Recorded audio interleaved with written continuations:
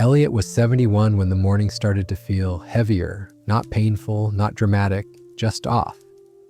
It began quietly, as these things often do. A strange tightness in his chest one day after breakfast, a lingering ache in the lower belly another. Then came the dizziness, mild but unnerving, like the floor had shifted half an inch without warning. For a man who'd always greeted each sunrise with a ritual of calm and care, a warm glass of lemon water followed by a slow walk through his garden, these sudden whispers from his body felt like betrayal. He brushed it off at first. Just a bad night's sleep, he told himself, or maybe the weather's changing. But deep down, Elliot knew his body well. He'd spent years listening to it, honoring it, even talking to it when no one was around. And when it started answering back in these quiet, confusing ways, he understood this was not just the rust of age. This was something deeper. The silence between the symptoms was louder than the discomfort itself. One morning, after yet another dizzy spell that left him gripping the edge of his kitchen counter, Elliot sat down at the table and didn't get up for a long while. His lemon water, still warm, waited untouched beside him. He stared out at the jacaranda tree just beyond the porch, the way its branches swayed in the wind like they were trying to speak some forgotten language. He felt tired, not the kind of tired that asks for a nap, but the kind that seeps into the bones, into the breath, into the belief that something is out of rhythm. It was his daughter, Miriam, who finally said it aloud. "Dad, I know you think you're doing all the right things, but maybe something's off." Her voice was kind, careful, like she was placing the words gently in his hands. He wanted to dismiss it, wanted to defend his habits, his choices, his years of quiet discipline. But instead, he looked down at his hands, veined, strong, a little more trembly than before, and nodded. "Maybe," he whispered, "maybe I've missed something." That's how the journey began, not with panic, not with pills, not with a flurry of appointments. Just a quiet decision to look more closely at what he thought he knew. Elliot wasn't new to wellness. He'd spent decades drinking herbal teas, practicing Tai Chi on cool mornings, cooking his own meals. But now he wondered, was it possible that something so simple, so beloved, his morning lemon water, could be part of the problem? He began retracing his mornings. Lemon water first, as always. Then, almost immediately, his favorite strong black coffee. A little milk stirred in, just the way he'd liked it since college. Sometimes a slice of toast with butter, sometimes just the coffee. He had never thought twice about the order. After all, lemon was good, coffee was good, but something between them had shifted, or perhaps he had. So he did what Elliot always did when things didn't make sense. He slowed down, not in action, but in presence. He began observing himself like a gardener watching the soil before planting. He stopped mixing his routines. He waited between lemon water and anything else, not because someone told him to, but because his body began to whisper, then speak, then finally, breathe. Within days, the dizziness eased, the tightness faded. His digestion, always a bit stubborn, began to hum along more smoothly. Still, Elliot didn't call it a miracle. He knew better. Healing for him was never sudden. It was a series of small, quiet yeses, a soft agreement between him and his body. What struck him most wasn't just the relief, it was the realization that even after 70 years of learning, there was still more to understand. That caring for the body wasn't about doing everything right, it was about listening closely when things felt wrong. One afternoon, he shared his discovery with his neighbor, Ruth, who was 68 and had her own morning routines. She laughed, warm and surprised. "You mean the lemon and the coffee were fighting in there?" Elliot smiled. "Something like that. I just wasn't giving my body the space to use what I was offering." Ruth looked thoughtful, then said, "Funny how we rush even the things we do to care for ourselves." And that, Elliot thought, was exactly it. Over the next few weeks, Elliot began to reshape his mornings. He didn't add more. He simply gave each step more room to breathe. Lemon water first, then stillness. A few pages from his favorite book, some music, soft and slow. Only then, coffee if he still wanted it. And if he didn't, maybe something gentler. Sometimes oats with berries, sometimes papaya, sliced and sun-warmed on the counter. Food that felt like it belonged in a body trying to heal. He began to notice other things too. His knees didn't ache quite so much when he climbed the stairs. His skin looked a little less dull. His breath came easier during his morning stretches. Was it the lemon? The pause? The presence? Maybe it was all of it. Maybe it was none of it. But what mattered most to Elliot wasn't the explanation. It was the feeling of being in sync again, with himself, with the morning, with the quiet rhythms of life that so often go unnoticed. There were still off days, of course. He was human and he was aging, but now he met those days with less fear.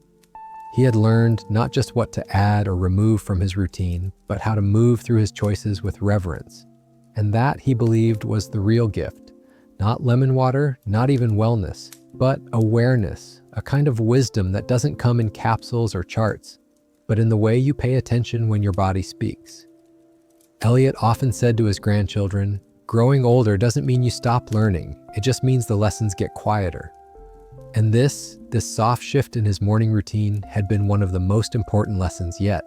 Not because it changed everything at once, but because it reminded him that change is possible, even in the smallest of ways, even in the oldest of habits. And every morning since, as he stood by the window, lemon water in hand, watching the light stretch across the yard, Elliot would smile to himself, not for the ritual, but for the space he'd finally learned to give it. It was still dark when Elliot shuffled to the kitchen, the wooden floor cool beneath his bare feet. He moved slower these days, but not because of pain, more from a growing need to feel his way through each moment. At 71, his mornings had become sacred, predictable. He reached for the kettle just as he had for years, filling it with water that would soon cradle the juice of half a lemon. He had never thought much of this habit, only that it made him feel a little more alive, a little less stiff, until it didn't. He sipped, as always, standing by the window where the sky gave no hint of light yet. The warmth slid down his throat, and for a moment he felt grounded again, but the peace was short-lived. That familiar sensation, the flutter in his chest, rose again, not sharp, not loud, but persistent. It made him blink twice, steady himself on the counter, and pause. He exhaled slowly and glanced toward the hallway, half hoping someone else was awake to share the stillness. But it was just him and the lemon water and the growing ache in his belly that followed minutes later. Elliot wasn't new to strange symptoms. In his 70s, he had learned to expect the unexpected. But what unsettled him this time was that it happened in the middle of something that once felt right. His morning lemon ritual wasn't some wellness trend he picked up last year. It had become part of his identity, something his grandchildren associated with Grandpa's magic drink. And now, that magic was flickering. That morning, he left the cup half-finished and sat down in the living room, not turning on any lights, just watching the dawn arrive like a question. He found himself thinking back, trying to remember when things had changed. Was it the recent fatigue after breakfast? The pressure behind his eyes when he read the newspaper? The sudden need to sit down midway through tying his shoes? It wasn't pain, it was noise inside his body, a kind of static that hadn't been there before. He kept asking himself, did I miss something? But the question he needed to ask was, what if what I'm doing right is actually the wrong thing at the wrong time? That same day, Miriam called. His daughter always had an uncanny sense of when something was off. "You sound tired," she said before he even told her anything. He chuckled. "Just one of those slow days." But she didn't laugh. "You've had a lot of those lately, haven't you?" Elliot closed his eyes. "Maybe." And then, without much thought, he told her about the lemon water, the dizziness, the quiet discomfort that seemed to follow a ritual meant to heal. To his surprise, she didn't try to fix it. She just listened, then said, "Maybe it's time to look again." Elliot hadn't meant to change anything drastic, but something about naming it out loud gave him permission to shift. That night, he placed a notepad by the toaster. The next morning, after his lemon water, he waited. No coffee, no toast, just silence. He scribbled a note, 8 a.m., lemon only. Then he sat on the porch and waited. No dizziness, no stomach pinch, just a curious quiet, like his body was waiting for him to listen. He tried it again the next day and the day after that, and slowly a pattern revealed itself. When he gave the lemon water time, space to settle, it gave something back. Clarity, calm. The flutter in his chest eased. His steps felt steadier. It wasn't dramatic, but it was undeniable. And it filled him with something rare in older age, wonder. Wonder that the body still had secrets. That healing didn't always mean adding more, but sometimes simply doing less, more mindfully. Elliot shared his experiment with Ruth 2 days later. They were sitting in his backyard, sipping tea under the jacaranda tree. She laughed when he told her. "I've been doing lemon water too," she said. then gulping down coffee 5 minutes later like a teenager cramming for exams. They both laughed, the kind of laughter that loosens the chest and feels almost medicinal. Then she leaned in, thoughtful. Maybe we're rushing even the rituals meant to slow us down. That line stuck with Elliot for days. Rushing the rituals. It was exactly what he'd been doing without knowing. He began to rethink not just what he consumed, but how he consumed it. No more multitasking with toast in one hand and his pill organizer in the other. No more rushing to check emails while his lemon water was still warm in the mug. Each part of the morning would have its own space, its own breath. He started treating it all, lemon water, breakfast, even silence, as a sequence, not a scramble. The more he slowed, the more he noticed. His skin looked brighter, his joints less stubborn. And something else began to return. Appetite. Not just for food, but for mornings. For waking up with curiosity again, not dread. For asking, what does my body want today, instead of assuming the same answer every day. Elliot was changing, not into someone younger, but into someone wiser. And he could feel it in the way his body softened instead of stiffened. One morning, about a week into his new rhythm, Elliot stood by the window holding his lemon water, as he always did.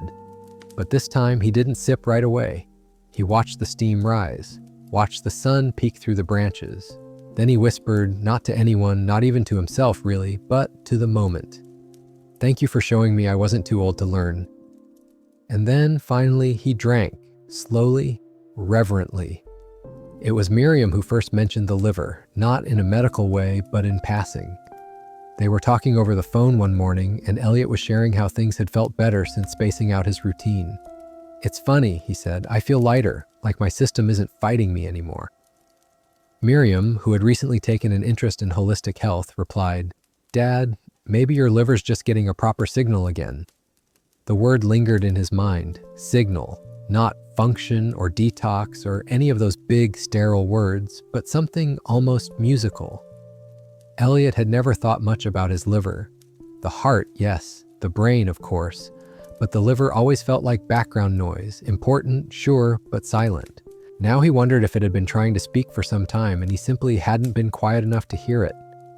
That morning, he stood in his kitchen a little longer than usual, watching the slice of lemon swirl in his cup like a slow dance. What if this drink, this small act, wasn't just a routine, but a kind of message? He remembered reading years ago that the liver works hardest while we sleep. Cleansing, sorting, releasing.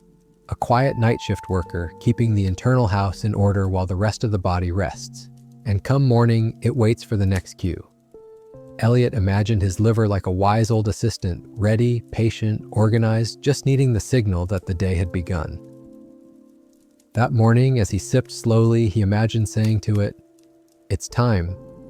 And somehow it felt true. As the days passed, he started feeling the shift more clearly.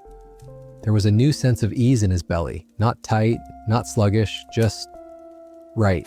His morning walks didn't feel like a chore anymore. His breath came easier. Even the whites of his eyes seemed clearer, brighter, as if they were quietly grateful. He wasn't doing anything spectacular, just lemon water, just time. But it was as though the body was finally hearing the rhythm it had been waiting for all along. One afternoon, out of curiosity, Elliot wandered into the library in town and picked up a book on natural health. It wasn't something he normally gravitated toward, but lately he'd been hungry for understanding. The book spoke of bile, of enzymes, of how citrus helps wake up the liver, but the parts that stood out weren't the diagrams or explanations. It was the language, gentle stimulation, quiet purification, morning alignment, words that felt like his own story, put into someone else's prose. He closed the book and smiled. Maybe it wasn't about becoming a health expert, maybe it was just about remembering that his body was an orchestra, not a machine. And every morning, the lemon water was the conductor's first note, inviting all the other instruments to tune in. That night, while looking through an old photo album, Elliot came across a picture of himself in his 40s. He was hiking, grinning, cheeks flushed from the cold air. He looked strong, yes, but more than that, he looked vital. He didn't feel grief as he stared at the photo. He didn't miss being that man. What he felt was recognition, a kind of reunion, because for the first time in years, that aliveness felt possible again. The next morning, he woke before his alarm. The sun hadn't risen, but he was already awake, already reaching for the lemon on the counter. He moved quietly, like a man tending to something sacred. After squeezing the juice into the warm water, he stood by the window and whispered, "Good morning, old friend," not knowing if he was speaking to the lemon, the day, or his own body, maybe all three. It was in these quiet moments that Elliot began to believe something new, that healing wasn't a matter of fixing broken things, but of restoring forgotten ones.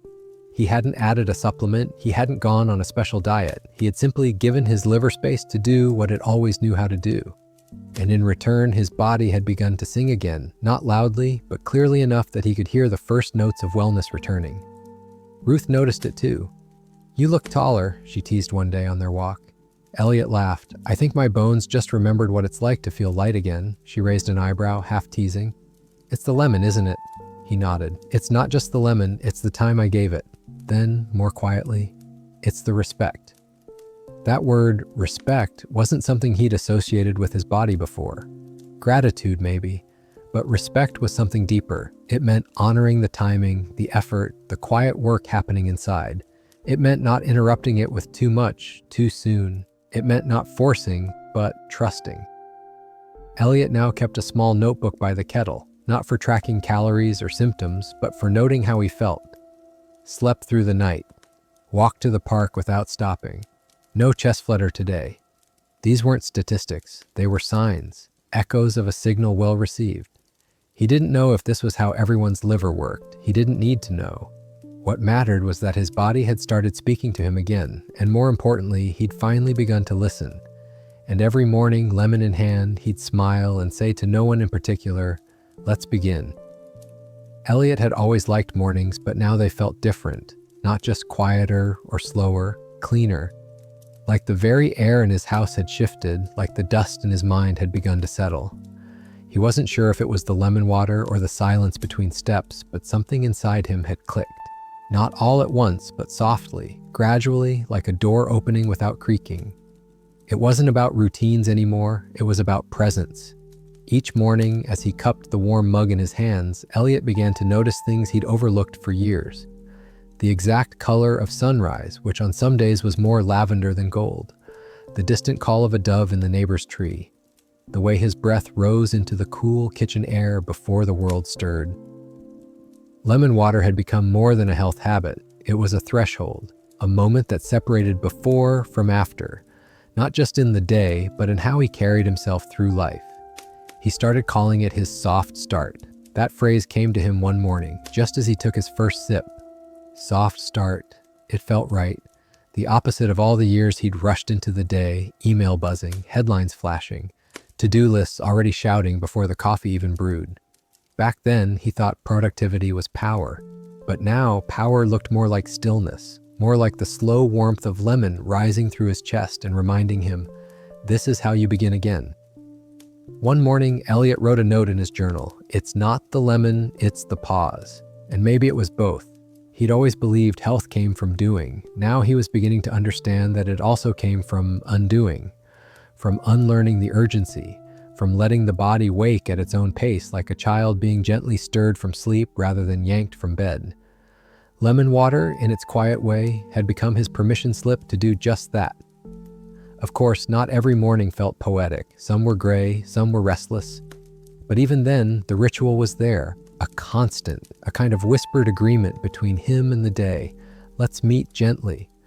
And in that meeting, Elliot found a subtle but powerful joy, the kind that didn't ask for fanfare, just attention, the kind that made you smile to yourself for no reason at all. One chilly morning, his grandson Max came to stay the weekend. Max was 10, curious, energetic, always questioning. As Elliot stirred his warm water and squeezed the lemon in, Max asked, "Grandpa, why do you drink that every day? Doesn't it taste sour?" Elliot chuckled, "A little, but it helps me remember I'm alive." Max blinked, thoughtful, then nodded like that made perfect sense.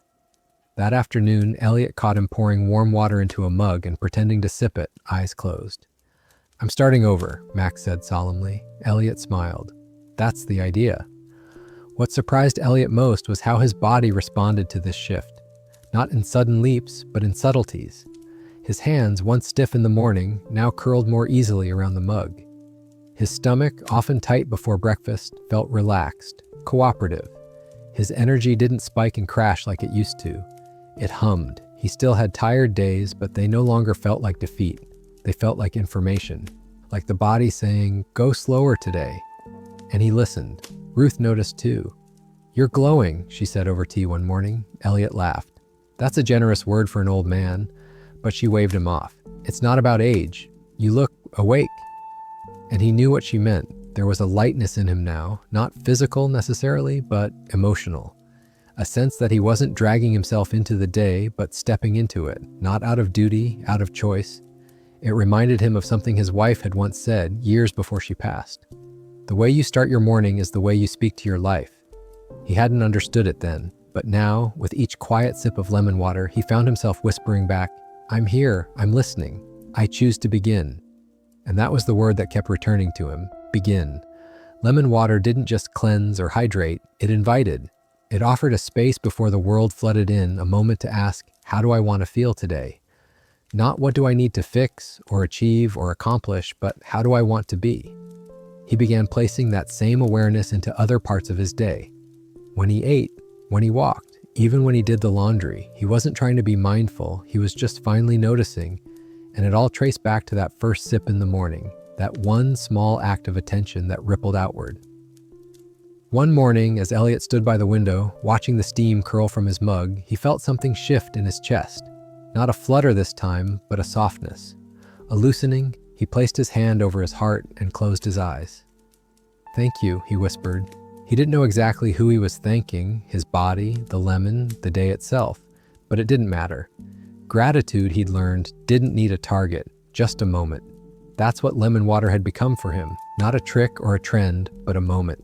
One he offered himself every day, not because he had to, but because he could.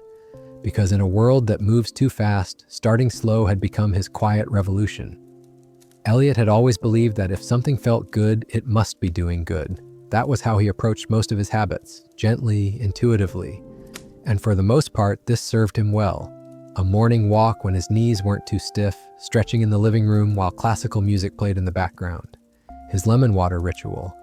He didn't need studies to tell him it was helping, he could feel it.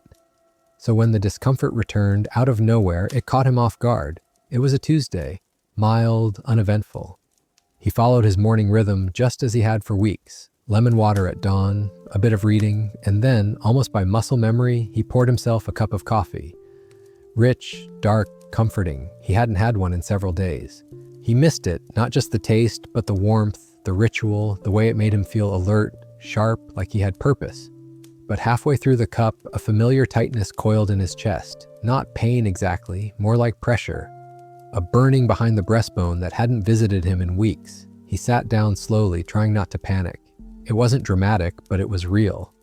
That low hum of discomfort, that subtle shift in energy, a sour taste creeping into his throat. He closed his eyes and listened inwardly, and there it was, a feeling he'd nearly forgotten. Acid, not metaphorical, physical, the kind that curled up from the gut like a warning. That afternoon he skipped lunch. His appetite had vanished, replaced by an unsettled swirl in his stomach. He walked around the garden slowly, one hand on his belly, puzzled. What had changed? The lemon water was the same. The timing hadn't shifted. And then it hit him. The coffee. He'd reintroduced it too soon. Or maybe not too soon, but too close. That evening, he sat with Ruth on the porch. She listened as he described the strange return of symptoms. "It was just one cup," he said, more to himself than to her. Ruth tilted her head. "I don't think your body's saying coffee is the enemy," she said softly. "Maybe it's saying, not right now." Elliot blinked, letting the words sink in. Not never, just not yet, or maybe not with. The idea comforted him somehow. It meant he hadn't failed. He just needed to listen again, more closely this time. Later that night, lying in bed with the window open and the breeze brushing the curtains, Elliot thought back to all the things he used to combine without thinking. Lemon water and coffee, dairy and cereal, toast and pills, all swallowed in a rush like a train trying to leave the station before the tracks were laid. He had called it routine, but maybe it had been noise.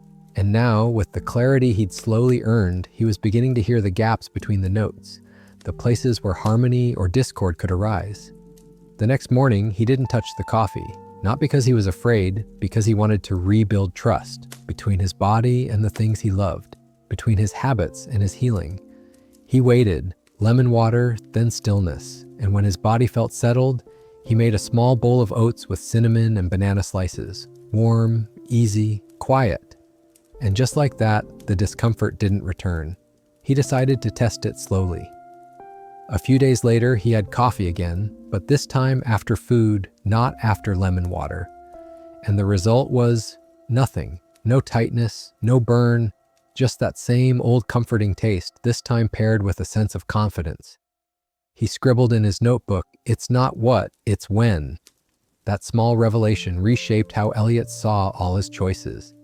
He no longer measured things in good or bad. He thought in sequences, in layers, in how one thing met the next inside his body. And more than that, he stopped assuming that something good couldn't cause harm under the wrong conditions. It was a hard truth, but a wise one. He shared it with his grandson Max one afternoon after Max had eaten a candy bar right before dinner and then felt sick halfway through his meal. "See," Elliot told him gently, "even fun things can make you feel awful if you don't give them the right time and place." Max nodded, holding his stomach. "So, candy after dinner next time?" Elliot smiled. "Or maybe way after dinner." Max grinned, and that was that. Lesson passed down gently. For Elliot, this experience wasn't a setback. It was a reminder. The body is always watching, always waiting for us to pay attention.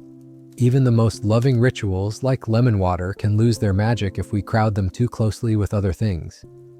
Healing doesn't just ask us to add good things, it asks us to make space for them to work. And so he began to cherish the pauses even more, not just between drinks or meals, but between decisions, between instincts. He became more deliberate, not rigid, just aware. He still drank coffee, he still enjoyed cheese, he still took his medications, but he no longer rushed. He no longer layered things on top of each other like bricks stacked without mortar. He gave each one breath, and in return, his body breathed more freely too. The deeper truth Elliot realized was this: even good habits can backfire when we forget to treat them with respect. It's not just about the content, it's about the context. It's about whether we're meeting the body where it is or simply expecting it to adapt to us.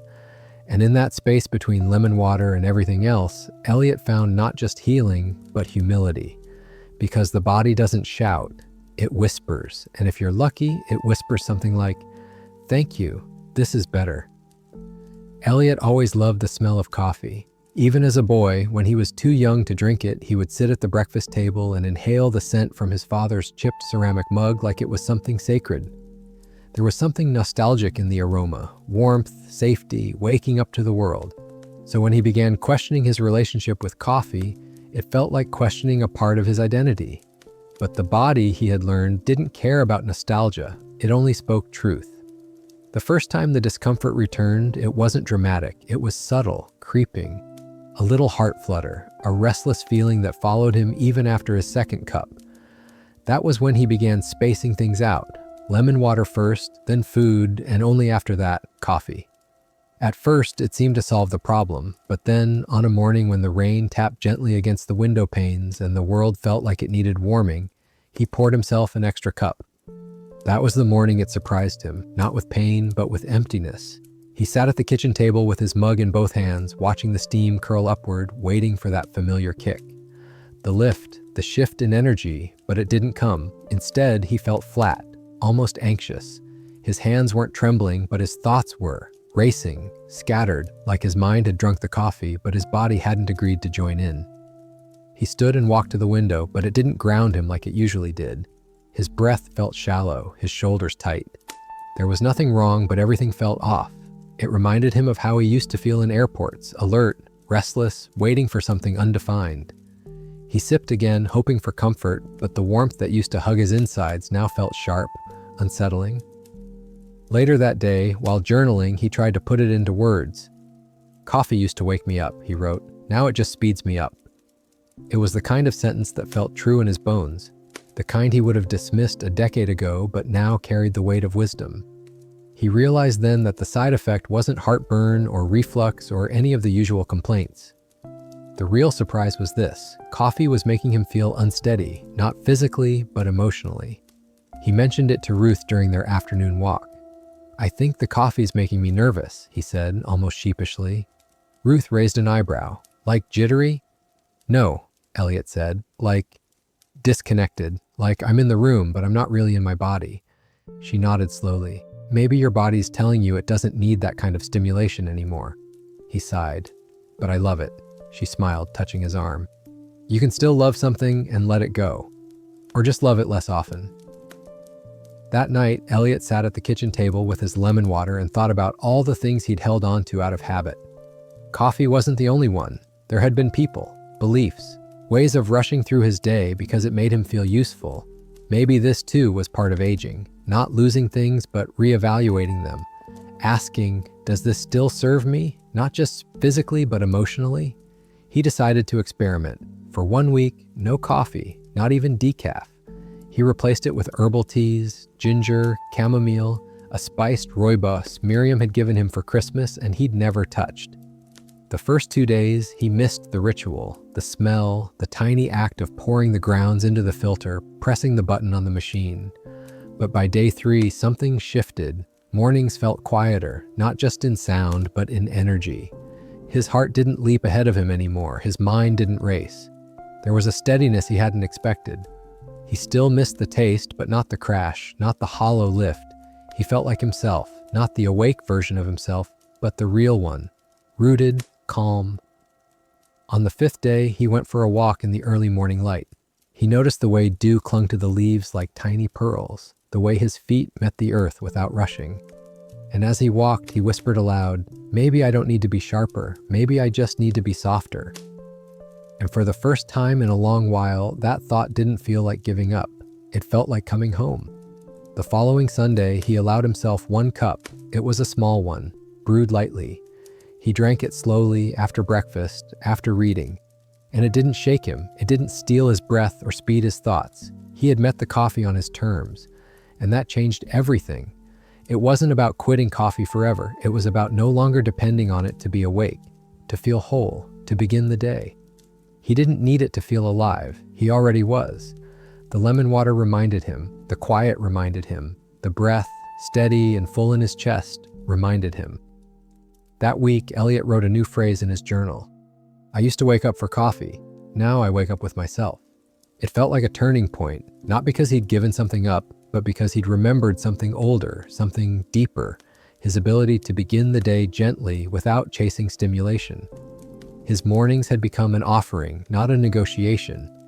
And in this offering, he felt not just health returning, but ownership of his choices, his rhythms, his pace. It wasn't about doing what was right, it was about doing what was right for him. And at this age, that felt like the most powerful kind of medicine there was. It had always been easy to blame the calendar. When Elliot first noticed that familiar burn rising in his chest years ago, the one that crept in after dinner or stirred him from sleep at odd hours, he'd chalked it up to getting older.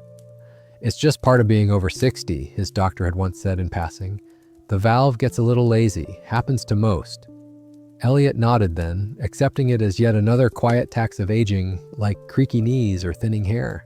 But now, after weeks of paying closer attention, slowing his mornings, adjusting when and how he drank lemon water, spacing his meals, he started to wonder, what if it wasn't just age? What if it was habit? The idea felt radical at first. He had carried the reflux like a quiet companion for so long that imagining life without it almost felt strange.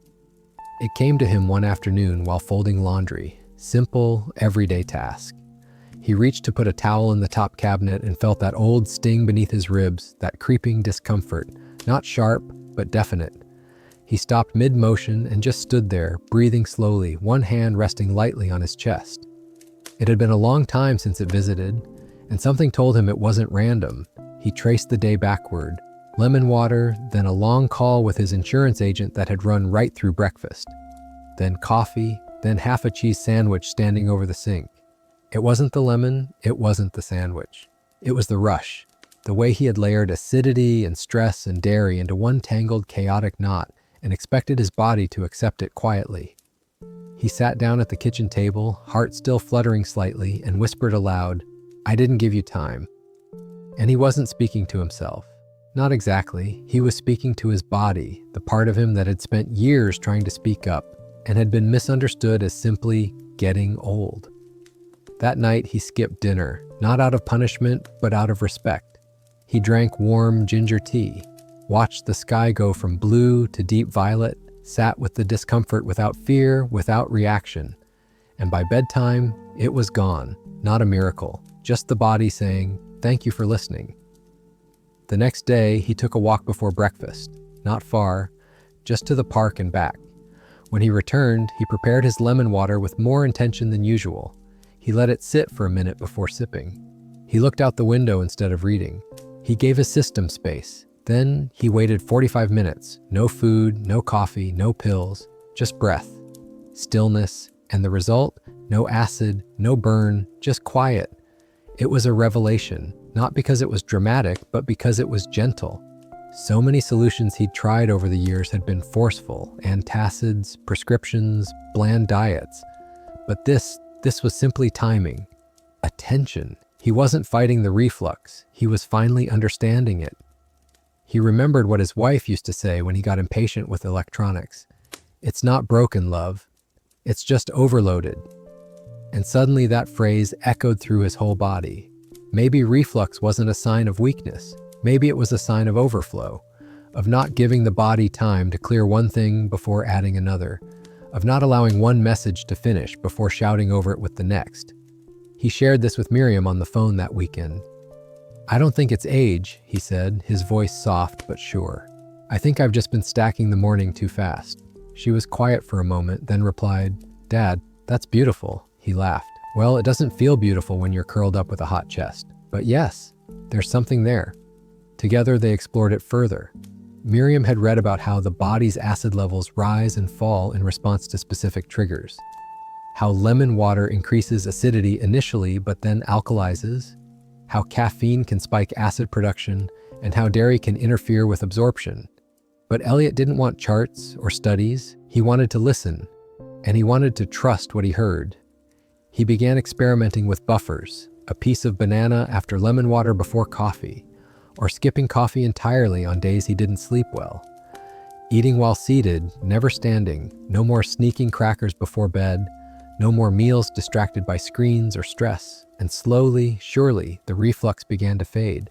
Not completely, not permanently, but in frequency, in intensity, in its power over him. And with each day it stayed away, Elliot felt something else return. Confidence, not in his strength, but in his sensitivity.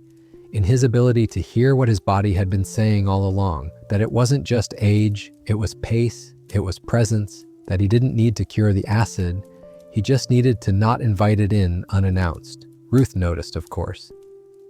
"You seem lighter," she said one morning on their walk. "Your face looks less guarded." Elliot smiled. "I guess I stopped trying to outrun the burn." She gave him a curious look. "That a metaphor?" He laughed. "Probably." In truth, everything had become a metaphor lately. The way he moved, the way he ate, the way he started his mornings, they all reflected something deeper. His willingness to begin again, but this time without rushing. Without assuming that pain was just part of getting older. Because now he knew something he hadn't before. Acid reflux wasn't just about age. It was about how kindly he treated the moments in between. The day it happened, Elliot had felt especially clear. His sleep had been deep, dreamless. He woke up before his alarm, stretched without effort, and moved through his lemon water ritual like a man in rhythm with his own breath. The stillness of the morning air wrapped around him gently as he stepped into the kitchen to prepare breakfast. Feeling calm, confident, and just a little nostalgic, he reached for something he hadn't touched in weeks. Yogurt, not the store-bought kind filled with sugar and fruit syrup. This was the thick, plain kind he used to enjoy when his wife was still alive. The kind she would spoon into a bowl with a dash of cinnamon and sliced almonds. Elliot hadn't eaten it in some time, not since starting his slower, more intentional mornings. But today felt solid. He trusted his body. And so, after sipping his lemon water, he waited half an hour, then made himself a modest bowl. Yogurt, honey, a few blueberries. It tasted like memory. Cold, creamy, comforting. A little tart, a little sweet. He sat at the table, took his time. The birds outside were chirping, the house was quiet, and everything felt aligned. But an hour later, that alignment unraveled. It began with a subtle bloating, the kind that starts like a small balloon pressing outward in the gut. Elliot paused, trying to ignore it, assuming it would pass. But it didn't.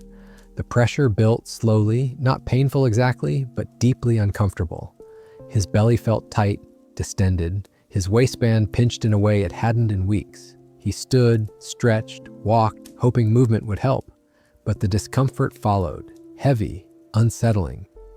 By late morning, he found himself curled on the couch with a mug of peppermint tea and a hand on his abdomen, wondering what had gone wrong. His body had been doing so well lately. He'd been careful, attentive, so why this sudden shift? And then, like a quiet whisper in the back of his mind, the thought appeared. Was it the yogurt? He resisted it at first. Yogurt was good, wasn't it? Full of probiotics, protein, a classic health food. But as he sat there, letting the tea warm him from the inside, he remembered something Ruth had said just a few weeks before. Sometimes it's not the food, it's the timing. He had had the yogurt too soon after his lemon water. Maybe his stomach wasn't ready. Maybe the acidity from the lemon and the proteins in the dairy had collided in a way his older gut couldn't manage. That evening, he looked it up, not on a medical site, but in a well-worn book Miriam had given him years ago called The Gentle Way of Eating. He flipped to the section on digestion and scanned the pages until one line stopped him. Citrus and dairy, when consumed close together, may curdle in the stomach, leading to gas, bloating, and impaired digestion, especially in sensitive systems. Elliot closed the book, slowly exhaling through his nose. There it was, not a warning, not a restriction, just a quiet explanation. The next morning, he skipped the yogurt. Instead, he waited a full 2 hours after his lemon water and had a warm bowl of oats instead. The bloating never returned. He felt light again, like his body had breathed a sigh of relief. And in that relief, Elliot felt no anger at the yogurt, just clarity. It wasn't the food, it was the order, the closeness, the way he had unintentionally stacked two things the body wasn't prepared to harmonize. Still, he felt a pang of loss. He loved that yogurt, not just for the taste, but for what it reminded him of. His wife's quiet mornings in the kitchen, her humming, the scent of cinnamon in the air. That small bowl was a portal to another time, but now, he realized, honoring that memory didn't have to mean hurting his body. He could still enjoy it, just later, just differently. So he made a new plan. Lemon water at sunrise, then his walk, then oats or fruit, and only after that, a small bowl of yogurt if his body asked for it. And when he did finally have it again, separated from citrus, cushioned by gentler foods, it sat beautifully. No bloating, no heaviness, just nourishment. Ruth laughed when he told her the story. "You and your stomach have quite the dialogue these days," she teased. Elliot chuckled. "I'm finally learning its language." She raised her teacup. To translation. He raised his in return. To better timing. Later that week, Elliot shared the lesson with his neighbor, a widower named Alan who'd recently started drinking lemon water after watching Elliot's morning routine from across the fence. Alan mentioned he always followed it with a glass of milk and felt like a balloon on legs by mid-morning. Elliot smiled and simply said, "Try waiting an hour or two, see what happens." A few days later, Alan waved at him from the garden, grinning. "You were right, no more balloon." It amazed Elliot how these small shifts, timing, sequencing, awareness, were more powerful than any pill he'd been prescribed. Not because they were dramatic, but because they were personalized. They respected his body, his rhythm. They didn't treat his symptoms. They honored his systems. And so he moved forward not with fear, but with trust. Trust that even beloved foods like yogurt could find their place again. Just not rushed, not piled on top of citrus like an afterthought. But with grace, with space, with reverence, because healing, Elliot now believed, isn't about giving things up. It's about learning when to give them room. It wasn't the kind of conversation Elliot had planned to have in the pharmacy aisle. But life, he was learning, liked to teach its lessons in strange places. He had come in for a refill of his magnesium supplements, something his doctor had suggested months ago when Elliot's legs had started cramping at night. While he waited, he overheard two women talking softly near the vitamins. One was saying she didn't know if her calcium pills were working, and the other replied, "Well, if you're taking them with coffee or lemon water, you might be wasting them." Elliot's ears perked. He turned slightly, not wanting to interrupt, but the sentence hung there. Lemon water and calcium? He felt a small flicker of curiosity deep in his chest. He hadn't thought much about the calcium tablets he sometimes took, mainly when he remembered.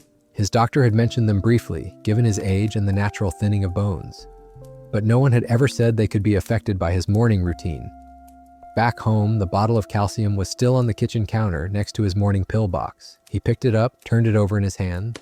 Then he poured himself a cup of warm water with lemon, sat at the table, and stared at both like they were two old friends that maybe didn't get along. A few minutes later, he opened his laptop and began reading, not diving into deep science, but searching for something that could explain what he'd heard. It didn't take long. Article after article whispered the same warning. Vitamin C and citric acid can interfere with calcium absorption. Not always, not catastrophically, but subtly, especially if taken together or if the stomach is still adjusting to the high acidity of lemon. The body might miss the window. The calcium might pass through unnoticed. Not harmful, just unused. That realization didn't frustrate Elliot. It saddened him a little. All these weeks he'd been so proud of his new rhythm, his attentiveness, his healing. But now he realized he'd been putting lemon water and his calcium too close together. Not out of negligence, just habit. A quiet mistake born from a good intention. He thought about all the times he'd sipped his lemon drink and then, minutes later, swallowed his supplements, thinking he was stacking his wellness, efficient, smart, and maybe when he was younger it wouldn't have mattered. But now, with an aging digestive system that asked for slowness and sequence, he understood. Even a good thing could cancel out another if the body wasn't ready to receive it. The next morning, he changed nothing about his lemon water. He still drank it first, still stood by the window, still let the steam rise and his breath settle. But when he reached for his pill box, he paused. Instead, he waited an hour, took a walk, ate a small breakfast. Only then, once his system felt awake and grounded, did he take the calcium. And somehow, the act felt ceremonial, like he was offering it to his body with care, not as a side thought. The difference wasn't instant. Bones don't send thank you notes, but emotionally, something shifted. He no longer felt like he was forcing things into his body. He was working with it, listening for the right time, trusting that nourishment didn't need to be rushed. Later that week, during tea with Ruth, he mentioned it casually. "Did you know lemon can interfere with calcium?" She raised an eyebrow. "You're kidding," he shook his head. "Not always. But if they're too close together, the body might miss the signal." Ruth looked down at her teacup. "How are we supposed to know all this?" Elliot smiled gently. "We're not. But our bodies do. They just speak quietly." That night, Elliot remembered something his wife once said when she was teaching their daughter how to bake. Every ingredient matters, but the order matters more. He could still picture her, flour on her hands, smiling, guiding Miriam's tiny fingers. And now, years later, that sentence landed differently. It wasn't just about baking, it was about health, healing, how even the best things, lemon, calcium, magnesium, vitamins, could clash if we weren't thoughtful about when we offered them. He began noticing more of these small potential collisions, not with fear, with curiosity. How his heartburn seemed worse on days he had orange juice and coffee together. How his afternoon energy dipped after lunch if he rushed it. It wasn't about cutting things out, it was about creating space between them, giving each part of his body time to respond, to absorb, to recover. One morning, as he sat with his lemon water and a soft patch of sunlight poured across the table, Elliot whispered something to himself. "The older I get, the more I realize healing is about harmony," and that was it. He didn't need perfect food, he didn't need all the answers. He just needed to listen for timing, the pauses, the subtle signs. And when in doubt, to ask himself, is this the right moment for this? He still took his calcium, still valued its importance, but now it lived in a different part of his day, after breakfast, never before. And in that shift, Elliot didn't just feel smarter, he felt respected by his own choices, as if his body had been whispering all along. And finally, he decided to listen without interrupting. And perhaps most beautiful of all, the bloating had stopped, the fluttering had eased. And every morning, as the lemon warmed his chest and steadied his breath, he no longer felt like he was juggling health. He felt like he was conducting it, softly, thoughtfully, with both hands open and time on his side. Elliot had never thought much about his morning medication. It was one small white tablet, a mild blood pressure prescription his doctor had put him on about 2 years earlier. Nothing alarming. Just a little support, the doctor had said, patting his shoulder. And so Elliot folded it into his morning like clockwork. Lemon water, then the pill, then maybe breakfast if he remembered. It had become second nature, which is why it never occurred to him that the order might be the problem. He only noticed something was off because his blood pressure readings had started creeping up, subtly but steadily. Not dangerously, but enough to catch his attention. He checked twice a week with the little home cuff Miriam had bought him, and for months it had been beautifully stable. Then, without any change in dosage or lifestyle, the numbers rose. At first, he assumed stress, a few days of poor sleep. Then he blamed his morning walks. Maybe he was walking too soon after waking or not enough. But the pattern continued. The pill, which had worked so reliably for months, now felt like it was fading. One morning, after a higher than usual reading, he sat in silence with his mug of lemon water cooling between his hands. And a thought landed, not loud, but clear. What if it's not the pill? What if it's the lemon? He almost laughed at the absurdity of it. Lemon water, the very ritual that had brought him so much clarity and comfort, sabotaging his medication? But still, something nudged him, a memory, a conversation with Ruth weeks ago about calcium being blocked by acidity. Could medications be affected too? He called Miriam later that day, unsure how to phrase it. "Sweetheart, can lemon water mess with medicine?" There was a pause on the other end. "Depends on the medicine, Dad. But yeah, it's possible. Some pills need a more neutral stomach to absorb properly." "Why?" he explained. The readings, the routine, the suspicion. Miriam didn't dismiss it. She simply said, "You should call your doctor, or at least the pharmacist, just to be sure." So he did. The pharmacist at the small local drugstore knew him by name.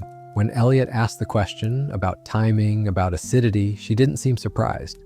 "Actually, yes," she said. "Citrus, especially on an empty stomach, can change how certain medications are absorbed. Blood pressure meds are one of them. Lemon water might be flushing it through too quickly before it fully kicks in." Elliot stood in the aisle, stunned, not because he was angry, but because it made so much sense. He'd been taking the pill too close to the lemon water for months, maybe longer. The very thing meant to support him had been colliding quietly with the thing meant to heal him. That night, Elliot didn't feel guilt. He felt relief, because now he had a key. Not a fix-all, but an adjustment, and that meant there was something he could do.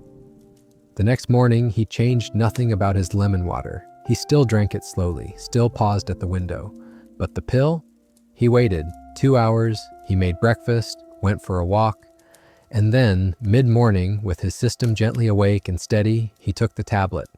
Within a week, his readings dipped back down, not dramatically, but noticeably. He felt the difference before he saw the numbers, a softness in his chest, a steadiness in his pulse. The pill was working again, not because he changed it, but because he'd finally given it the space it needed to do its job. Ruth, of course, was fascinated. "So the lemon was washing it away?" she asked. Elliot nodded. "Not washing, exactly, just rushing. Like trying to read a letter while someone pours water over the ink." Ruth blinked. "That's beautiful and frustrating." He smiled. "Mostly beautiful." He started calling it medication choreography, a term that made him chuckle but also helped him explain it to others. It wasn't about restrictions, it was about sequencing, about knowing when to take a step and when to let silence hold the moment. Alan, his neighbor, had a similar story. His thyroid medication hadn't been stabilizing him lately. When Elliot shared what he'd learned, Alan tried spacing his pill out too. 2 weeks later, he came over with a pie and a grin. "Turns out you're not just a gardener. You're a timing genius," Elliot laughed. "No genius here, just a man who finally read the rhythm right." The most surprising part wasn't the result, it was the feeling. Elliot no longer felt like he was managing his health. He was collaborating with it, partnering, asking, "What do you need from me right now?" instead of, "What do I need to fix?" His mornings didn't change dramatically, but inside, they felt completely different. There was trust again, between him and the pill, between him and the lemon, between him and the body that had been trying to speak all along. And in that trust, Elliot felt something rare for someone in his 70s, renewal, not because the aging stopped, but because he had learned how to meet it gently, thoughtfully, with timing that didn't just support healing, but respected it. Elliot had always trusted his doctors. Over the years, they'd guided him through everything from cholesterol questions to arthritis flares. They were kind, professional, thorough, but as he sipped his warm lemon water one quiet morning, he couldn't help but wonder, why had no one ever mentioned timing? Not once in all the years of prescriptions and checkups had a doctor warned him about the invisible dance between citrus and medication or the subtle interference of food order. They told him what to take, how much, what not to mix in terms of prescriptions, but never when. That one tiny detail, Elliot now knew, could mean the difference between a pill working or doing nothing at all. He wasn't angry, just puzzled. Why wasn't timing part of the conversation? That afternoon, during a routine appointment with Dr. Lee, his soft-spoken general practitioner, Elliot brought it up. He explained how he'd changed his routine. Lemon water first, a delay before his meds, and how his blood pressure had settled again. Dr. Lee raised an eyebrow, intrigued. "That's interesting," he said. "We usually assume the body will compensate, but with age, absorption does get a bit less predictable." Elliot leaned forward slightly. "Shouldn't someone have told me? That lemon water and my pill might not play nicely together?" Dr. Lee gave a slow, thoughtful nod. "You're not wrong," he said. "It's not that we don't know it, it just slips through the cracks. We're trained to focus on the what. But the when, that's harder to control, harder to standardize." Then he added, "And most patients, they don't ask." Elliot sat back, absorbing the words. It wasn't neglect. It was simply a system focused on symptoms, not sequences. He left the clinic that day not with frustration, but with a kind of clarity. If doctors weren't talking about timing, it was up to him and others like him to pay attention, to become students of their own bodies, to ask better questions. That evening, over dinner, he told Ruth. She wasn't surprised. "Medicine is like recipes," she said. "They give you the ingredients, but not always the order, and we're all cooking with different pots." They laughed, but the metaphor stayed with Elliot. He thought about how many people, especially older ones, were swallowing pills with orange juice, pairing vitamins with coffee, chasing down breakfast with antacids. All well-intentioned, all potentially clashing. He began writing a small list, not a manifesto, just gentle reminders. Notes to himself in the back of his journal. Timing is medicine. Give the body room. Lemon first, always alone. He didn't intend to share them, but when Alan came over one morning, holding his morning shake and complaining of mild nausea, Elliot handed him the list. Alan squinted at the paper. "Wait, citrus and protein powder can clash?" Elliot shrugged. "Maybe not for everyone, but it did for me." Alan stared at his drink. "Well, that explains a few things." From then on, Elliot started listening differently, to friends, to neighbors, even strangers in line at the co-op. He heard hints everywhere, complaints of bloating, pills not kicking in, feeling off for no clear reason. And quietly, gently, he'd ask, "Do you ever think about when you're taking things?" Most people blinked. Some laughed, some nodded slowly, but all of them listened. One afternoon at Ruth's house, she handed him a cup of chamomile and said, "You know, you could write this down, all of it. For people who are just starting their journey." Elliot chuckled. "I'm no expert." But Ruth shook her head. "You don't need to be. You're someone who noticed. That's more than most." That night, he sat at the kitchen table, opened a blank page, and wrote at the top, "Things I wish someone had told me after 70. And underneath that, the first sentence, "Timing is a language your body already speaks. You just have to learn to listen." It wasn't a grand insight, but it was his, hard-earned, lived, learned not in books, but in mornings, in discomfort, in trial, in change. He knew now that no doctor, no chart, no guideline could map his body better than presence could, than attention, and perhaps, most importantly, patience. The next week, during tea with Miriam, he told her about the list, the journal, the realization. She listened intently, then said, "Dad, you're not just healing, you're mentoring." He blinked, surprised. "I never thought of it that way," she smiled. "Well, you are, to me, to Alan, to a few neighbors who now wait an hour before their coffee." Elliot laughed, but inside, something settled. She was right. He wasn't teaching with authority. He was simply sharing what he'd observed. And in that, there was value. He didn't want to lecture. He wanted to remind. That age didn't mean helplessness. That wisdom wasn't just something that happened to you, it was something you shaped, one mindful step at a time. And as he stood at the window the next morning, lemon water in hand, sunlight brushing the floor at his feet, he whispered to himself, "They may not talk about timing, but I do now." The change, when it finally settled into Elliot's mornings, wasn't a sudden one. It was more like a tide turning, quiet, gentle, a shift he barely noticed, until one day he looked up from his breakfast and realized something. He felt good, not better, not less bad, just good, clear-headed, light in his chest, steady in his gut. It had been years since he'd been able to say that without immediately qualifying it with, "Well, for my age." It wasn't a miracle, it wasn't magic. It was the space he had created. He no longer rushed from one bite to the next, from sip to swallow, from lemon to toast to coffee. He waited, not out of fear, but out of trust. He had learned, gently, consistently, that his body worked best when it was given room, time to absorb, time to breathe, time to signal when it was ready. That morning, as he stirred a pot of oats on the stove, the soft smell of cinnamon rising with the steam, Elliot smiled to himself. This is what food feels like when it's welcomed, he thought. Not shoved in to meet a schedule, not consumed because the clock said breakfast time, but offered with attention and care. His usual breakfast now was simple. Some days it was oats with banana or blueberries and a handful of chopped walnuts.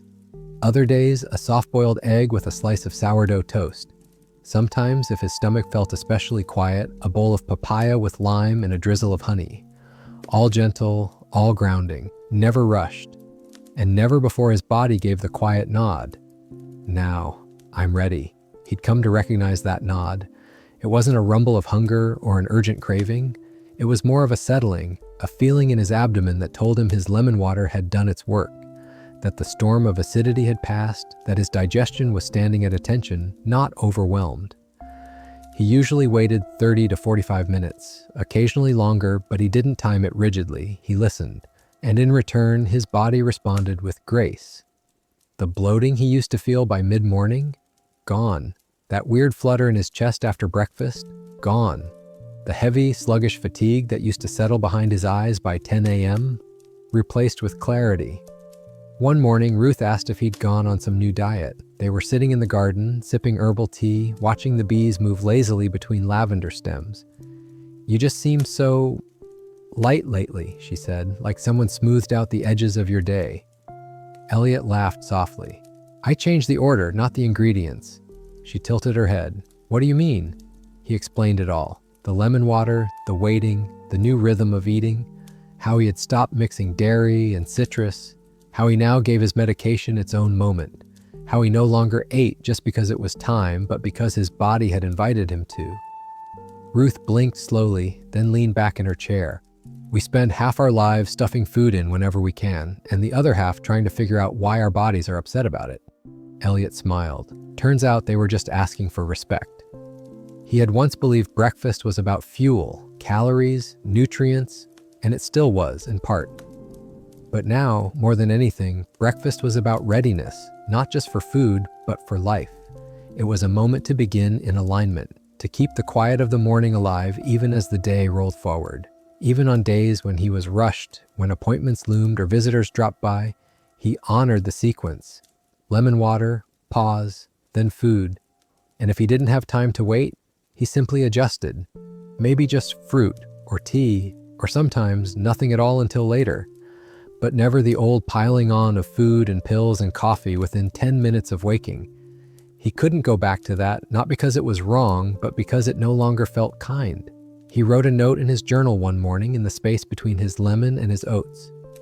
"It's not what I eat that changed me, it's when I chose to eat it." And beneath it, a second line. "I eat when I can meet the food with presence." It wasn't about being perfect. He still had days when he forgot. Days when coffee called too soon, or when he added cream to something out of habit. But now, he noticed, he felt the difference, and that awareness had become his compass. He even started preparing his breakfast differently, laying things out in advance, almost like a little ceremony, a bowl, a wooden spoon, a fruit sliced slowly, deliberately. He found that even how he prepared food changed when he was waiting instead of rushing, and somehow that small shift made everything taste better. One Saturday, Max came over for a visit. Elliot let him pour the oats into the pot, taught him how to stir gently so it wouldn't stick. "Why do you wait so long to eat, Grandpa?" Max asked. "Aren't you hungry?" Elliot smiled. "Sometimes I am, but I like to give my body a little time to wake up. It's like stretching before running." Max thought for a moment. "So your breakfast gets a warm-up too?" "Exactly," Elliot said, chuckling. "Everything needs a gentle start." That day, they ate together in the garden, oats for both, Max with maple syrup, Elliot with walnuts and cinnamon, and for a few minutes, time slowed. No devices, no distractions, just the two of them sharing a meal that had been waited for, not just physically but emotionally. Because Elliot had learned at last that eating isn't just about nourishment, it's about relationship, with food, with time, with self. And every morning he waited, every pause he honored was a quiet love letter to the body that had carried him this far. He was no longer eating to fill space. He was eating to meet the moment. It surprised Elliot how much he could come to love something so plain. Oats had never been a food he thought much about. In his younger days, they were just that beige thing you ate when trying to lower cholesterol. Back then, he'd dress them up with brown sugar or drown them in milk just to make them tolerable. But now, at 71, with a slower pace and deeper attention, oats had become something else entirely, a ritual, a rhythm, an anchor. He hadn't intended it to happen that way. The change began subtly after his shift in morning timing, when he started listening to what his body truly wanted after lemon water. He noticed that rich breakfasts left him heavy, and fruit-only meals left him hungry by mid-morning. But oats were different. They didn't spike or sink him. They grounded him. He remembered the first morning he made them after adopting his new rhythm. Just half a cup, simmered gently on the stove with water and a pinch of salt. He stirred slowly, watching the texture change from waterlogged to creamy, almost like watching the sky shift from dawn to morning light. He added a few slices of banana, a dusting of cinnamon, and a drizzle of flax oil. Sat down, ate quietly, and felt held. That's the word that kept coming back to him. Held. Because oats didn't just fill him, they supported him. There was something humble and trustworthy about them. They were steady, predictable, no drama, no discomfort, just slow-release energy that carried him gently through the morning. After that, they became a near daily presence, and with each bowl, Elliot felt something new settle inside him, a kind of inner structure, not just physical, but emotional. On days when his joints ached or the news felt too loud, the oats were still there. Uncomplicated, waiting, warm, Ruth noticed. "You're starting to sound like a man in love," she teased one morning as he added walnuts to his pot. "With oats," he replied, smiling. "Of all things," she laughed. "They do look cozy." And cozy they were. More than that, they were consistent in a life where so many things now felt unpredictable. His knees, his memory, the way his body responded to foods he'd once tolerated without a second thought. But the oats? They never turned on him, they never betrayed him, and so he gave them a kind of reverence. He began experimenting, slicing up papaya or pear, stirring in chia seeds or chopped dates. Some days he used almond milk, others just water and a splash of oat milk. But no matter the variation, the foundation stayed the same. Oats were his base, his morning compass. He even began preparing them the night before, soaking them in water with a little lemon juice to make them easier to digest. It was something he read in a small article Miriam had sent him. At first, it seemed unnecessary, but when he tried it, he noticed the oats felt even gentler, soothing, as if they'd softened not just in texture but in spirit. One morning, Max watched him prepare a bowl and asked, "Is this all you eat now?" Elliot grinned. "Not all, but most mornings, yes." Max wrinkled his nose. "It's just mush," Elliot laughed. "It's smart mush. Then, after a pause, it gives my body a soft landing." He explained it the way only a grandfather can explain something to a child, with warmth and just a touch of magic. "You know how astronauts need a slow re-entry into Earth's atmosphere so they don't burn up?" Max nodded. "Well, oats are like that. They help me land gently into my day." Max blinked. "So they're space oats?" "Exactly," Elliot said, "and you need to be a little wise to appreciate them." But beyond the humor, Elliot meant every word. Oats had become more than breakfast. They had become permission to move slower, to digest fully, to trust the quiet nourishment of something simple and real. And the changes were real too. His digestion had improved, his mood felt steadier. The little blood sugar dips he used to experience around 10:30 a.m. had disappeared. His energy no longer surged and crashed, it just stayed steady, like a steady flame instead of a spark. He began keeping a small notebook next to the stove, just a list of oat combinations he liked, little notes to himself. Cinnamon plus banana, calm focus. Papaya plus sunflower seeds, lost lightness. Blueberries plus flax, smooth morning. And on the inside cover, he wrote a sentence that had come to him one especially clear morning. A bowl of oats is not a cure, but it is a kindness. Ruth asked him once if he didn't miss the old days, the eggs and bacon, the buttery toast. And truthfully, sometimes he did. The nostalgia mostly, the comfort of a plate that felt hearty. But then he'd remember how he felt after those breakfasts, heavy, sleepy, slightly inflamed. I miss the memories, he told her, not the aftermath. Because now he had something better. He had the sense that his body was working with him again, not fighting, not complaining, just humming along, grateful for the softness. And every morning when he stood by the stove, stirring slowly, watching the oats thicken into something nourishing and whole, Elliot felt like he was doing more than cooking. He was building something, not just breakfast, but a morning he could trust. And that, in the quiet winter of his life, felt like the greatest gift of all. Papaya had never been a regular part of Elliot's kitchen. In his mind, it was a fruit for tropical holidays, hotel buffets, or maybe the occasional smoothie someone else made. He remembered eating it once in his 40s while visiting a friend in Thailand, sweet, oddly soft, with a sunset color that didn't quite feel like it belonged in his refrigerator. He liked it well enough, but he never thought of it again, until Ruth handed him one.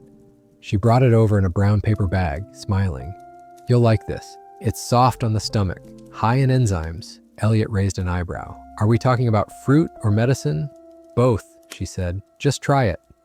He waited until the next morning. After his usual lemon water, a quiet walk, and a bowl of oats, he sliced open the papaya on the counter. The color startled him, vibrant, almost glowing. The seeds inside looked like polished pebbles, dark and glistening. He scooped them out carefully, then cut a few slices. It smelled gentle, not overly sweet, just fresh, like the kind of scent that belonged in warm places. He took a bite, and something in him sighed. There was no dramatic moment, no lightning bolt of revelation, just relief. The flesh melted in his mouth, the sweetness landing softly on his tongue. It was like eating something that had already been halfway digested, smooth, kind, non-confrontational. His body didn't flinch, his stomach didn't brace. It welcomed the papaya the way tired hands welcome warm water. He finished the slices slowly, thoughtfully. Then a strange thing happened. He didn't think about food again for hours, not because he was full, but because he was satisfied, balanced, and not just in his stomach. There was a lightness that came over him, not just in body, but in spirit, like something inside had been unclenched. It wasn't energy in the jittery, caffeine kind of way. It was clarity, soft focus, like fog lifting from the corners of his brain. That day, he moved through his routines with surprising ease, folding laundry, watering the plants, reading without that late morning dip in concentration. By early afternoon, he realized, he felt young, not young in the mirror, not in his knees or his pace, but young in his mind, present, lifted, curious again. He laughed out loud, alone in his living room. "What have you done, Ruth?" Later that afternoon, he called her. "I ate the papaya," he said. And I think it gave me back 5 years." She laughed. "Well, I'll bring you another." From that day on, papaya became a regular in Elliot's rhythm. He didn't eat it every day, but often, especially when he felt his digestion slowing, or when he needed something bright in the afternoon, or when he wanted to offer his body a gift without overwhelming it. He started experimenting, adding a pinch of lime juice, a few leaves of mint, even a sprinkle of chia seeds. It worked on its own after breakfast, or as a light dinner on hot evenings. And every time it brought that same quiet ease. Curious, he looked into it a little more. Not deep science, just gentle reading. He learned about papain, the natural enzyme in papaya that supports digestion. How it helped break down proteins, how it soothed inflammation, how cultures around the world had used papaya for generations, not just as food, but as medicine disguised as sweetness. He liked that thought. Sweetness as medicine. It made sense to him now in ways it hadn't when he was younger. He used to seek energy through effort. Push harder, do more, fix it fast. But now he sought it through softness, through harmony, through foods like papaya, which didn't shout their benefits but offered them gently, like a hand extended instead of a lecture given. Ruth teased him one day, watching him scoop out the seeds with unusual precision. "You treat that thing like it's sacred." "It is," Elliot said. "It's what I eat when I want to remember what it feels like to feel young." Because that's what it had become for him, not just a fruit, but a memory in reverse. A reminder that youth isn't always behind you. Sometimes it's still in your body, waiting to be uncovered, not by force, but by invitation.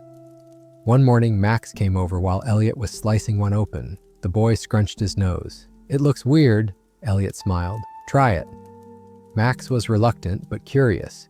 He took a bite, chewed thoughtfully, then gave a small nod. "Tastes like vacation." Elliot grinned. "Exactly." He began keeping a small bowl of it in the fridge, just in case. On days when the news felt too loud, when the air felt too heavy, when his knees reminded him that time was real, papaya became his gentle rebellion.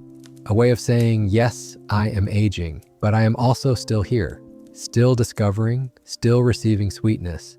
It didn't erase his age, but it erased the heaviness of it, and for Elliot, that was enough.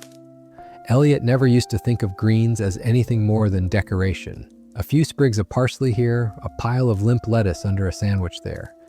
In his mind, vegetables were something you added because you were supposed to, not because they meant something.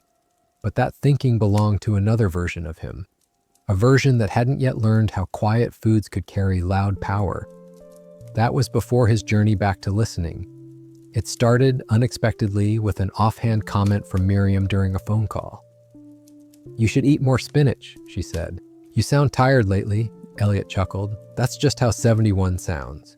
But she didn't laugh. "You know what I mean, Dad. Maybe it's not just age. Maybe it's iron." Iron. He hadn't thought of it in years. He assumed the fatigue, the cold fingertips, the lightheadedness on days he skipped lunch.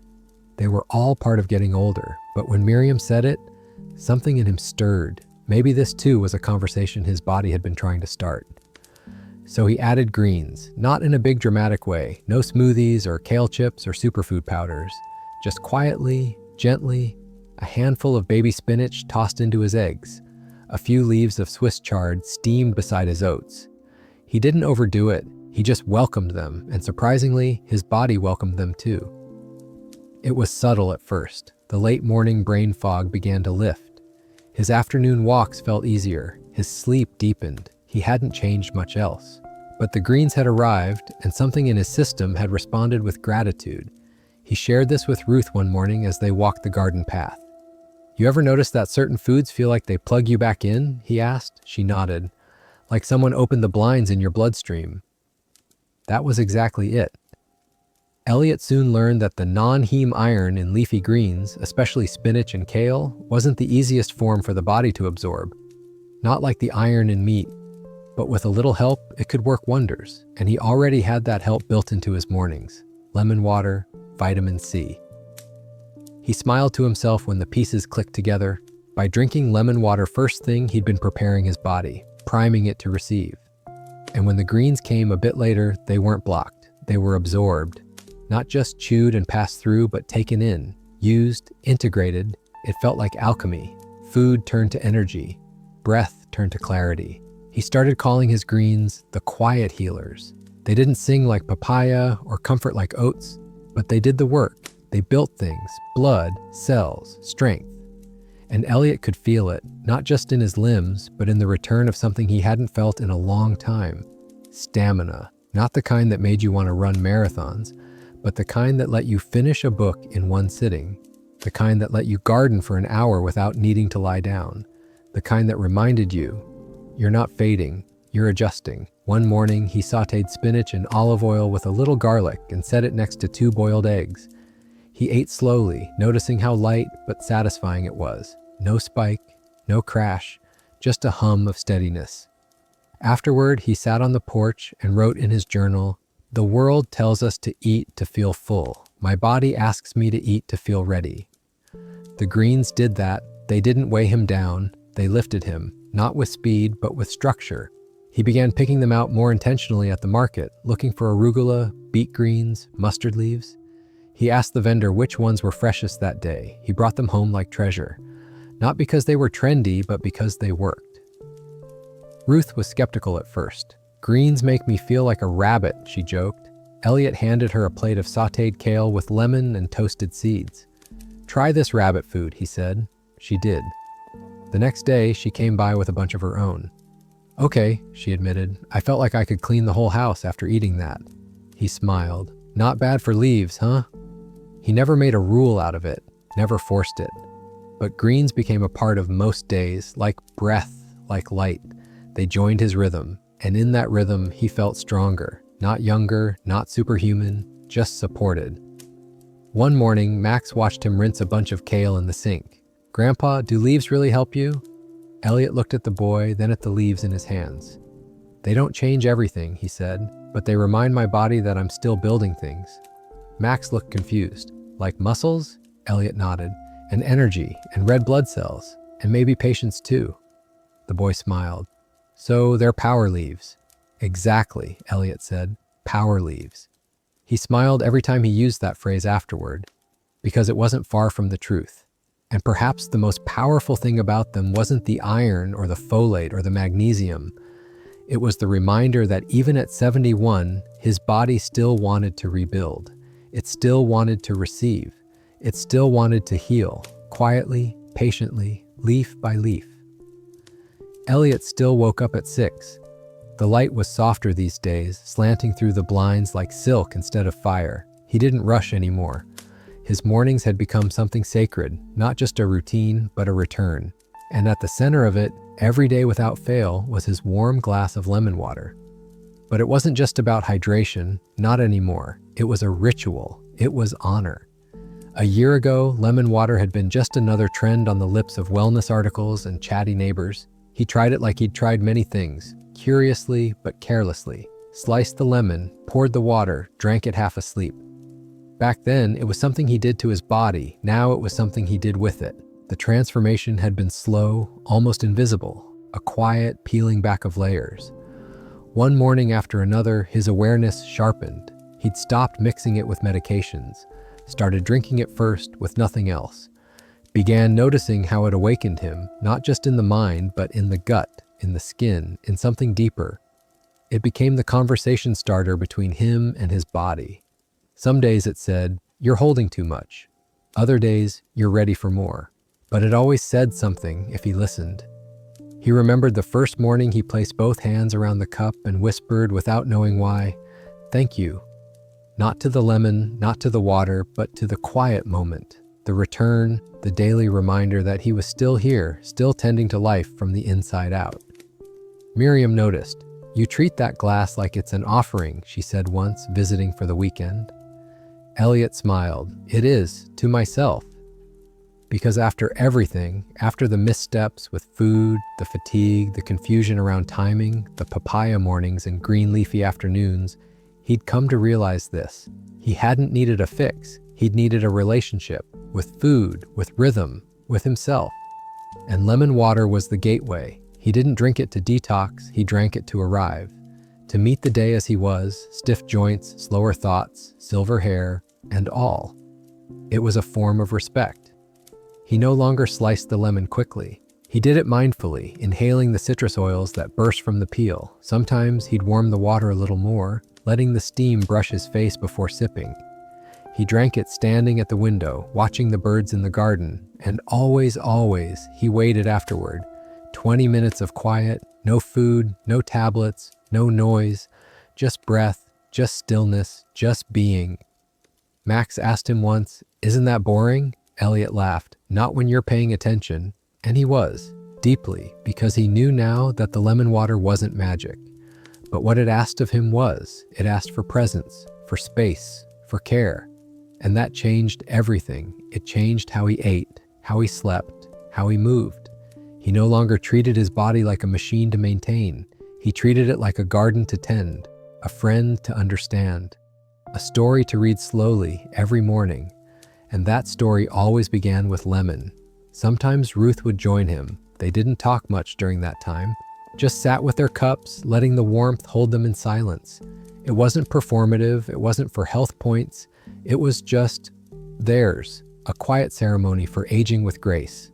And in that grace, Elliot had found strength, not in the way he'd once defined it, through muscle or endurance or doing more, but in noticing, in slowing, in drinking with intention, eating with kindness, living with rhythm. He wrote about it often, in the margins of his journal, begin with lemon, end with light. On a napkin once while waiting at the doctor's office, your first sip sets the tone for your cells. And once, scribbled on the back of a receipt, don't just drink, receive. He didn't need others to understand, but they did. Miriam started drinking her lemon water before work, not at her desk, but outside, under the sky. Alan stopped mixing his with cold smoothies. Ruth began steeping lemon peels with mint, making it a ritual of her own. Even Max, at 9 years old, asked for Grandpa's yellow tea on weekends. And so, Elliot's quiet practice rippled out, not as advice, not as doctrine, but as an invitation to pause, to sip, to honor. Because in that moment, cup in hand, nothing else mattered. Not the aches, not the decades, not the things lost, or the questions still unanswered. Only this, that he could meet the day gently, that he could greet himself kindly, that even now he was still discovering how to live. And it all began with lemon water. Elliot's journey didn't begin with a diagnosis or a dramatic collapse. It began with a sip, a simple habit, lemon water at dawn. But what followed was far from simple. That quiet moment sparked a ripple, a reawakening of trust between a man and his body. Along the way, Elliot didn't chase trends or dramatic diets. He listened to the cramps in his legs, to the fog in his mind, to the aching silence between meals.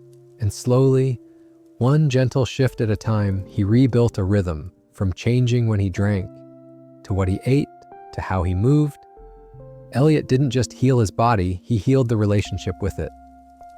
We watched him rediscover foods he once overlooked, like oats, papaya, and greens, not as fixes, but as friends. We saw him learn that healing isn't loud, it's patient, it's personal, it's choosing presence over pressure. And perhaps most beautifully, we saw Elliot reclaim something many think is lost with age, curiosity. So if you've been waking up tired, ignoring the quiet signs, or brushing off your own discomfort as just aging, pause. Take a breath. Hold that warm cup a little longer tomorrow morning. Listen, because healing doesn't begin with rules, it begins with respect. And like Elliot discovered, you're never too old to start honoring your body again.